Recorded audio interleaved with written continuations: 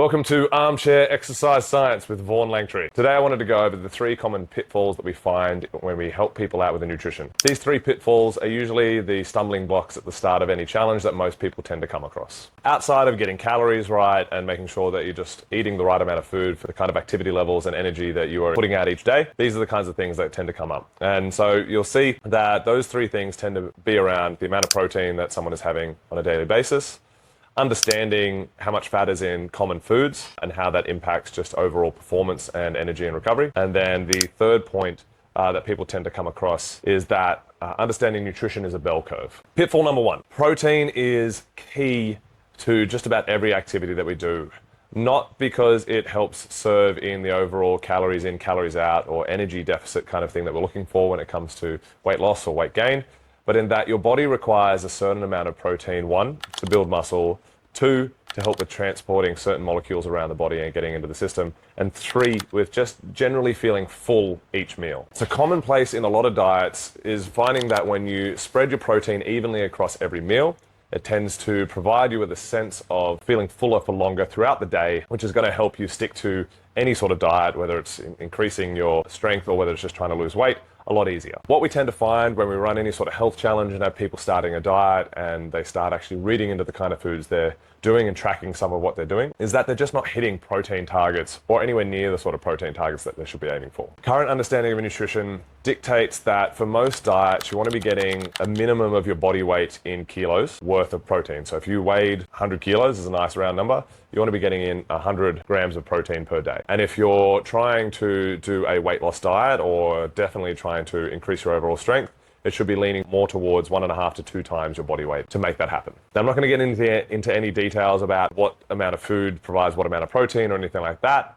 But what we find is when people start these challenges or go on a new diet kick to get things started and they start tracking and understanding the food that they're eating, is that they're just not getting enough protein every day. And this is people with all sorts of goals and all sorts of body weights and body types that are finding this. And that's why it's pitfall number 1. Which brings us to pitfall number 2. There is more fat in the foods that you love to eat than you realize. Now, fat inherently isn't bad, but when you set some specific goals and you start to adjust your calories and your macros around how much you're going to eat each day in terms of protein, carbohydrates, and fats, what you tend to find is that those fats creep up really quickly. And when those people hit pitfall number 1 of not eating enough protein, but they're still making their calories, it's usually because they're finding a lot of their food through fats. A really good example, just to name one off the top of our head, is that eggs are basically half protein, half fat. And so that when most people are getting their eggs in the morning, they're having 3, maybe 4 eggs at most, they're getting in quite a lot of fat in that first meal, which is then limiting their meal balance throughout the day and making it a bit harder to make choices throughout the day. Now, that's an easy solve where you can do egg whites or you can exchange eggs for something leaner, like a lean mince. But the point there is that the pitfall is if you're trying to give yourself enough energy through the right amount of carbohydrates and also meet your protein requirements, fats can tend to get in the way. And the reason many people don't actually realize is because fats are the reason many foods taste awesome. And as like a part 2B to this,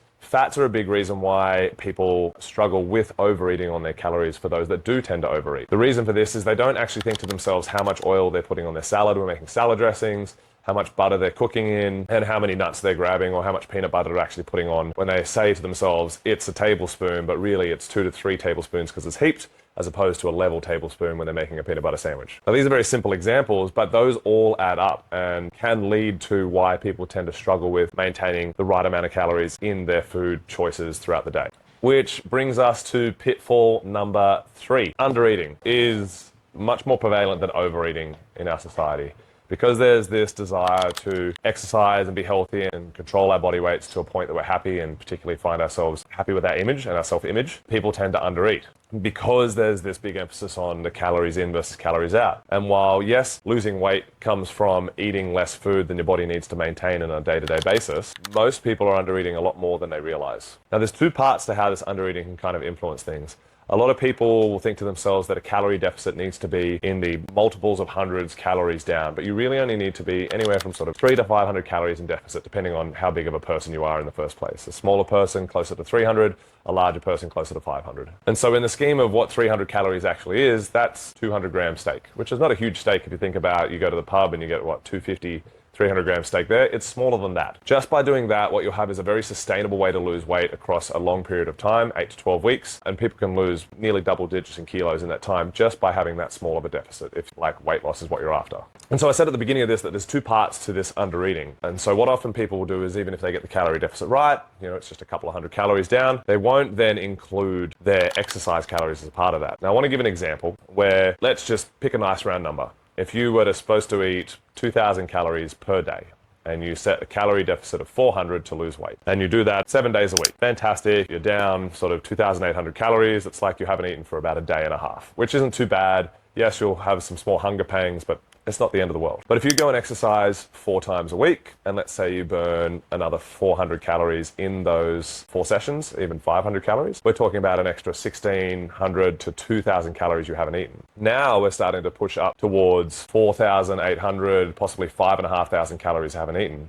Now, if we go back to how much we're supposed to eat on a day-to-day basis, 2,000, and you've not eaten and exercised 5,500 calories away, that's almost 3 days of not eating in the week. And then that's what's going to lead to binge eating, or at the end of some, short-term hardcore challenge, putting all that weight back on really fast because your body's been really starving throughout the entire process of the time you've been trying to lose weight. Not only that, but you're going to find that the energy levels that you once had for your exercise are going to drop down, and you're going to start to get mad that you feel like you're getting weaker, you feel like you can't keep up, and you don't have the motivation to get out of bed and do the exercise because there's just no blood sugar going around to help you get going. So to summarize the 3 pitfalls of doing any sort of nutrition change and diet change, it's making sure that you're eating your protein evenly spread across your meals throughout the day, and that you're getting enough in for your body weight. Like I said, minimum sort of 1 gram per body weight, up to 2 grams per kilo of your body weight, depending on your goals. Pitfall number 2 is that there are more fats in foods that you like than you realize, and it's just important to actually go and check those things out if you're not quite sure, so that you know that you're getting the right serving size in, particularly when it comes to things like oils and sauces. And pitfall number 3 is realizing what a calorie deficit actually is, if that's what you're trying to do, or a calorie surplus. It really only needs to be about 300 to 500 calories in total, depending on how big of a person you are, and that if you are going to exercise, that needs to be eaten for. So if you go and do a workout, you need to eat those calories so that you don't find yourself starving and binge eating at the end of the week. I hope that helps, and this has been Armchair Exercise Science with Vaughn.